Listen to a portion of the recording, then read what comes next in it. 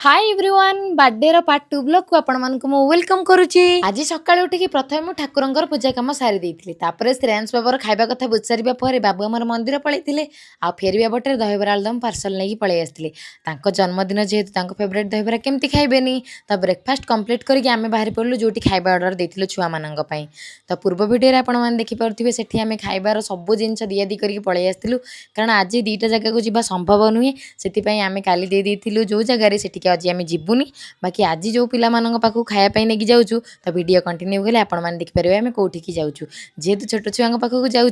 Cake गोटे नवा निहाती दरकार जेहेतु बर्थडे भी अच्छी ना बाबूंर तो से केक सप्रे बाबू आग रहीगले गोटे केक नहीं आसिले केक आणिकी आम डायरेक्ट जाकि आश्रम टी पहुँची जाव कारण छोट छोट छुआ मैंने खाइबे जेहेतु टाइम रे खाइबा दरकार से आम जल्दी नहीं कि पाखे खाइबा पहुँचे देथिलु देखिपे छोट छोट छुआ मैंने मत आसिक केमती मुंडिया मार दौरान आ श्रेयांश बाबा को भी केमती गेला कर दौरान मत सतरे आसिक बहुत खुशी लगिला आठी दायित्व जो मैंने अच्छा बहुत ही बढ़िया से डिसिप्लिन पे रखिंट किसी छुआ स्कूल भी पलैते तो आम टे गोटे पाखापाखि हो पहुँचा आम लेट न करी छुआ मान खाଇବା पीवा सब बढ़ा बढ़ी कर देइथिलु आ बाबू तो देखिपे केमती बाढ़ुंट भी बहुत ही स्टाफ थे से भी बहुत सारा हेल्प कर दौले आ विश्वजित भाई भी आम सहित जाइए सतरे आपण मानक गोटे कथा मुझे सेयार करी आदि आपण मानकर केबे भी किसी स्पेशल डे हो छोट छोट छुआ मान पाखे निजे निहाती टाइम स्पेंड करूँ सी तो खुशी हे आपण मानक गोटे अलग प्रकार खुशी मिले जहाँ मु निज अनुभूति कहूँ आपण मैंने निहाती गोटे स्पेशल डे जातु आ सेलिब्रेशन करूँ बहुत ही भल लगे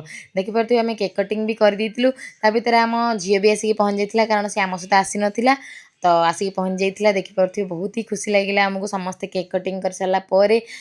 भी निज हाथ में बाबू आम खुआई सब छोट छोट छुआ को आ खाइबा जेहेतु बड़ी जाता आम समस्ते से लंच कम्प्लीट कर आउ इवनिंग टाइम रे आम आम फैमिली धरिकी आम चल जाइए गोटे रेस्टोरेंट से डिनर करूँ आ केक कटिंग करके आसबू श्रेयांश बाबा जो भाया स्टार्टर खाइला बेलू को श्रेयांश बहुत ही हैरान कला से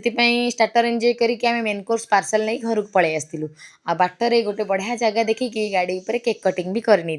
आपण मैंने वीडियो कंटिन्यू कले जानीपर श्रेयांश बाबा को भाया हैरान कर देखिपे ना तो एबे आसीगला आमर केक कटिंग टाइम तो देखिपे आम गोटे छोट मोट सेलिब्रेशन करनेलु आ सतरे जदि आपण मानक आम वीडियो भल लगुच लाइक शेयर सब्सक्राइब करेंगे जदि किसी भूल थाई क्षमा करेंगे साड़ी आउ ड्रेस लिंक मो ऊपर दे दीजिए रहुची बाय लव यू।